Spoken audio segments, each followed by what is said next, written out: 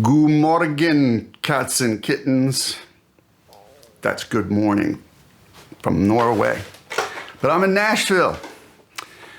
I wanted to do a little multi-effect update because I have tried all these bloody things.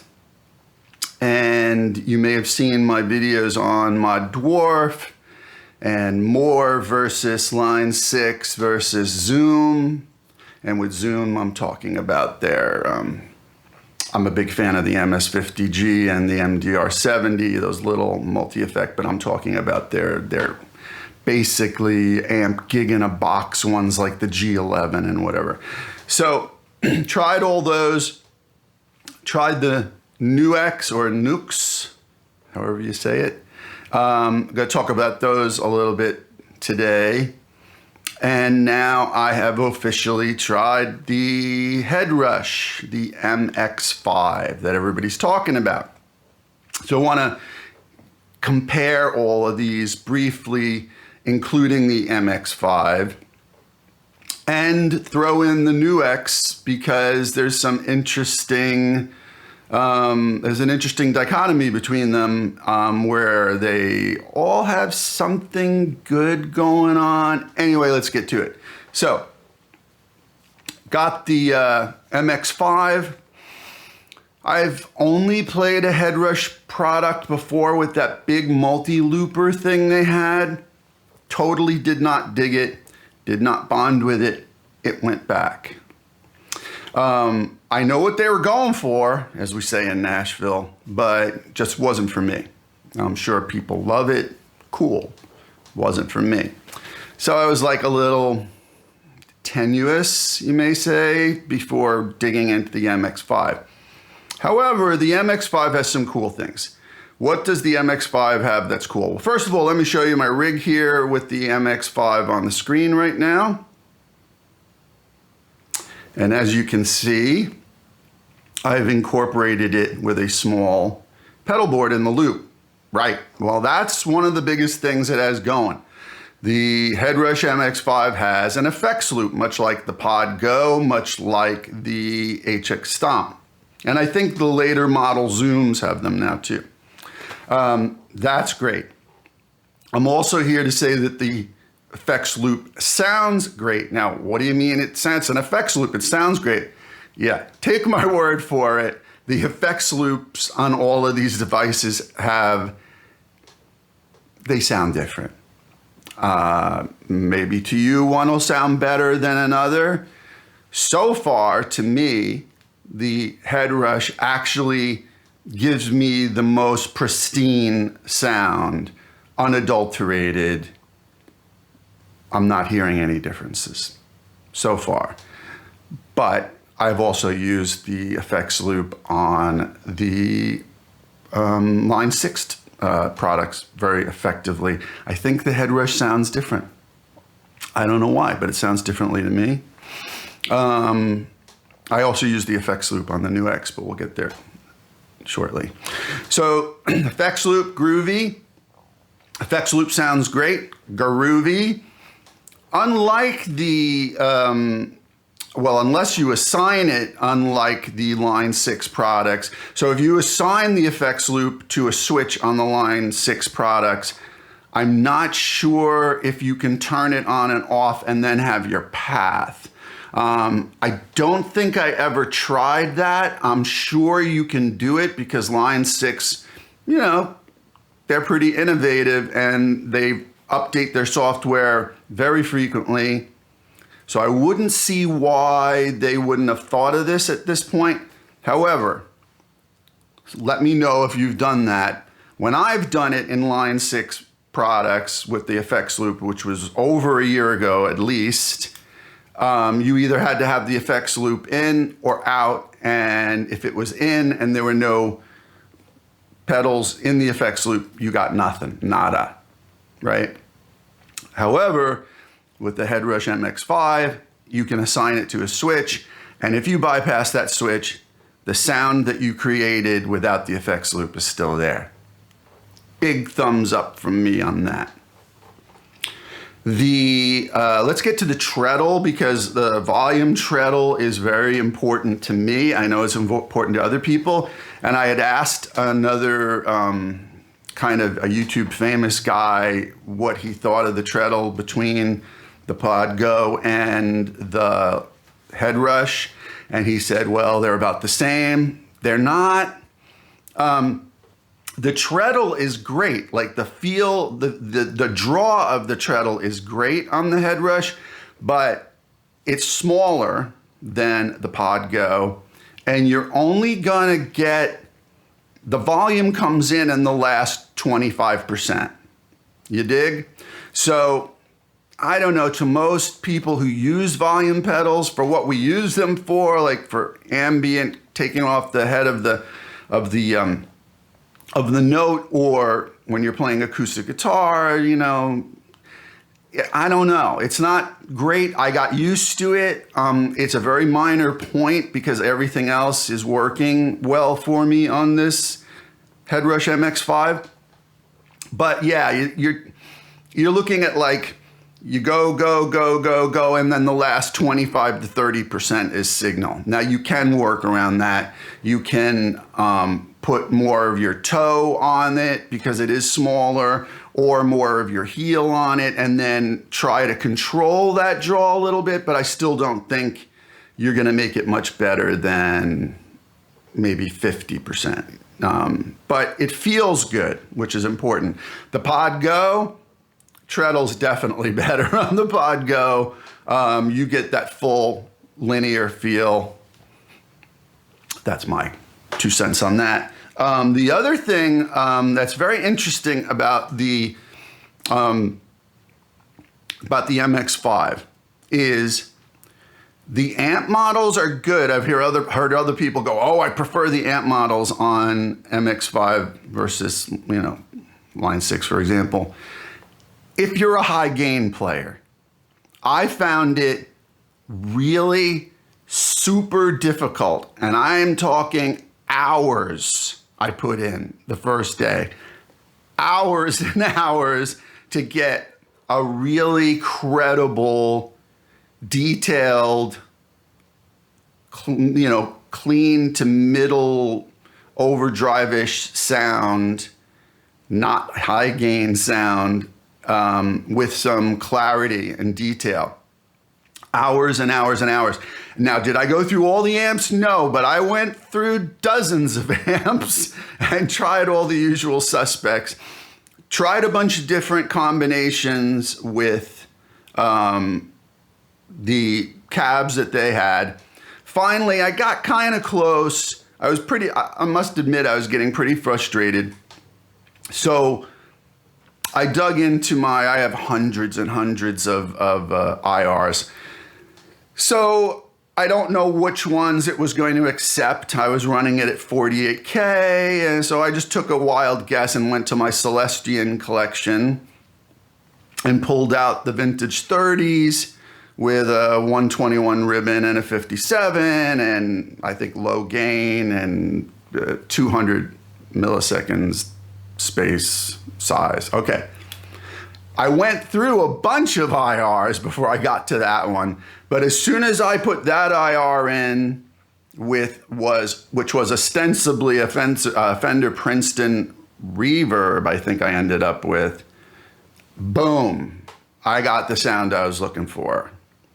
So that was cool. But the high gain sounds, they're all there in presets already. Like, you go through all the presets, you will have Randy Rhoads and Enter the Sandman and whatever the hell else you want for your high gain sounds. And they're quite good.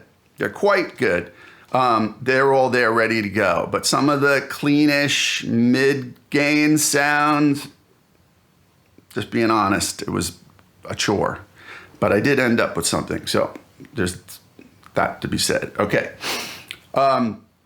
Unlike, say, the Pod Go, you can have up to 11 effects in this, but those 11 effects include the cab and the amp, of course, and the effects loop when you put that in. The effects sound really good. I really liked the compressor. Really, there's only really two choices. Well, there's more than two choices, but You got to watch your DSP in this, just like with the Line 6 products. But I like the compressors. I thought the overdrives were also a little on the aggressive side. The white boost I liked, the K drive I liked. The rest of them were pretty aggressive. Didn't get into the fuzzes because if I'm gonna have a fuzz, I'm gonna run a fuzz in the loop. Let's be honest. I mean, I know fuzz. You know what I'm saying? So I didn't even go there. Reverbs are quite good. Not very many strange reverbs. Like you'll have the 11, which for example, I'm running in theater mode and then, oh no, in dense mode, I think. And then the air, which I'm running in theater mode, or maybe that's vice versa. So you can choose with your reverbs, your type of room, hall, theater sort of thing, just like any others.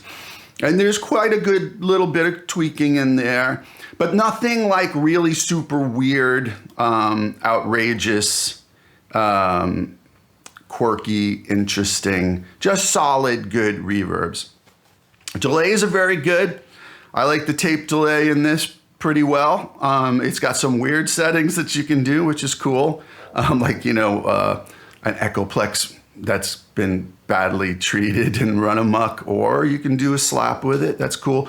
A lot of other good delays. So overall, you know, it's pretty good. It's pretty good. But like I said, it took me way too long to get my amp sound. Now, once I got it, I'm done. And I did create 2 other amp sounds. I ended up with a Fender one, but you know, normally I play through a Vox AC30, at least for the last couple of years. And I did create a sound for that. Not really crazy about that sound that I created, even though I spent a couple hours on it. And then I went for a more aggressive sound from scratch. Not crazy about that one too, but they're different. You know, one's more a scooped sound and one's more of an aggressive sound without being too aggressive. So, you know, I have them, but I would say 99.9% of the time I would be going for a clean to mid overdriven sound. And that's what I ended up with. So, you know, happy, right? Cool. All right. But let me talk about the new NUX or NUX products for a second. So this is the MG300. This one goes for like about $100 used. The sounds in this thing are amazing. Unlike the MX5, I was able to get a low to mid gain amp and overdrive sound, pedals, etc. Super easy. Shockingly, it sounded great, like really great. It does not have an effects loop, right? Just an in and out and a USB port for updating and a auxiliary, you know, headphone MP3 player thing. Now, what are the drawbacks? Well, let me say that I also bought the MG30, which is the big brother or bigger sister, depending on how you look at it, to this. And the MG30 does have an effects loop, and it does have more effects, and it does have more switches. It's considered to be the advanced model. That one goes for about $300. I owned that for a couple of weeks. Really liked that too. What I didn't like with the MG30 was that the effects loop, you couldn't change the position of the effects loop. The effects loop came before everything else in the pedal. And I asked them about this, and they're like, oh, well, there's workarounds. You can do this and that and this and that, but nothing in the software itself to change that. I thought that was a tremendous oversight, huge oversight, unbelievable oversight, because you can just do it in the software. But anyway, so that was kind of a, you know, game over for me with that, because I want to put the effects loop where I want to put it. Second of all, in the MG30, the bigger sister brother to this, you couldn't move the volume pedal in the chain like you can with Line 6 and Headrush products where you want. You can't put the volume pedal where you want. Now, the MG30 that I had for a couple of weeks, again, sounded amazing. Reverbs were great. Delays were killer. Overdrives were great. The cabs, the amps, amazing. Amazing. But to not be able to put the effects loop where you want, that was a killer, killed the deal for me. Another thing, the volume pedal. Okay, why is the volume pedal taped here? Because it's utterly bloody useless. It's crap. It's like the treadle on it is horrible, horrendous, the worst I've ever felt, and it's just like on. You touch it and it's on. So useless, right? And that's how the MG30 was. So inability to move the effects loop and completely useless treadle on the volume pedal. Oh, and you couldn't move the volume pedal where you wanted to in the chain. But here's another weird thing. So I bought this $100 used, just to try it. Super great, right? I might actually just leave this over in London in my bin so that I have, can just plug into it, regardless of no effects loop, and just run my little board that you saw into this, and $100, right? The volume pedal on this is before the modulation, delays, and reverb. What? Because the MG30, when I turned that volume pedal off, everything cut out, no tails. I don't know.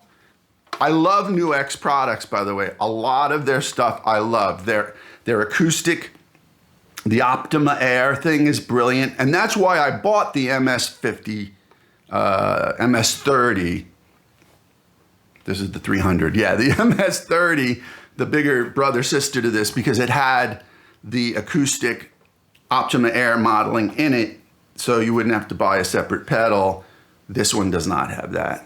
So that is another advantage. And that Optima Air technology is really cool because you can bring in acoustic IRs that you have for certain body size models of guitar, which I did, and that was brilliant, right? Absolutely brilliant. Loved that because I've used the Optima Air. So big fan of NUX, nothing against NUX, but just horrible treadle, and I need to be able to put the effects loop where I want.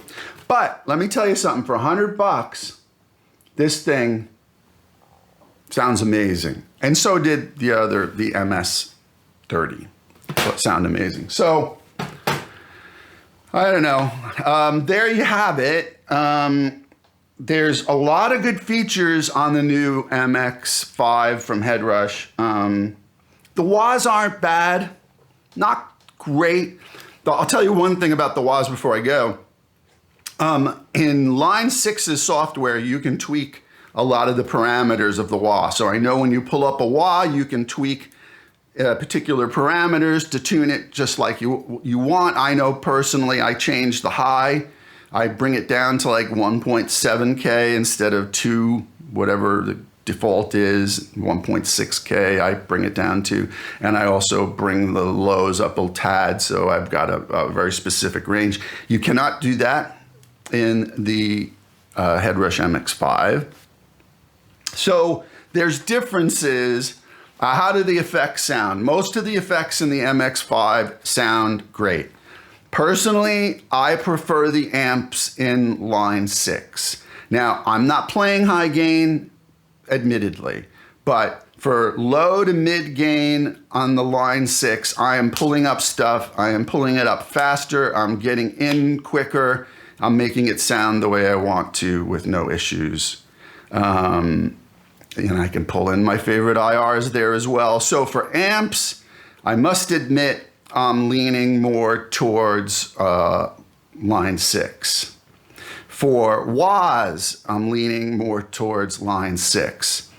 There are some modulation and delays that I prefer in line 6, but there are some fine ones here. So because I'm familiar with line 6, I have to dig into these more. Let's call that a push. The reverbs I would call a push only because I'm not crazy about all of the line 6 reverbs, but I know they're coming out with some new ones, and the standard ones here are really, really fine. They will suffice for 75% of people out there who just want like a great cathedral or a great hall or a great room, you know, boom, you've got that. Whereas in line 6, you know, you have the particle verb, which I love, and plateau, which I love, but the plateau has all those artifacts that you'd have to turn off just to get a plate going, and the particle verb is crazy. But good crazy. So, you know, you'd have to go back to the legacy models in line 6 to get anything semi-normal, and those weren't the greatest. So I'll call the reverbs a push. Overdrive pedals, there's a few in line 6, like the KMB, and a couple others that kind of dig better, although the Klon one and the White Boost in here are really, really good. So slight favoring line 6 on the overdrives. On the fuzzes, I haven't tried them on here. I have tried them on line 6, so push, let's not even go there. Modulation, line 6, I mean, come on. You know, I've been using those for years and years, so, you know, mea culpa. But I don't hear anything here that's going to change my mind. But you can run 11 effects here, whereas you only can run 7 in most, like Podgo, for example, and stuff. We'll see where it goes. I mean, they may update this. I know line 6 is working on updates. They're working on new products. It'll be interesting to see where it goes. But if there's something I haven't covered, because I'm trying to remember everything all at once here, let me know if there's something you want to know about the Zoom products or the Moore that I've covered before, or the Mod Dwarf. I might do another episode on Mod Dwarf because I'm really fond of the Mod Dwarf again myself. Let me know if there's any questions you have. And again, if there's anything I missed on the Headrush or the NUX, glad to answer. All right. Fortunately, I'm spending the money so you don't have to. All right, see you next time.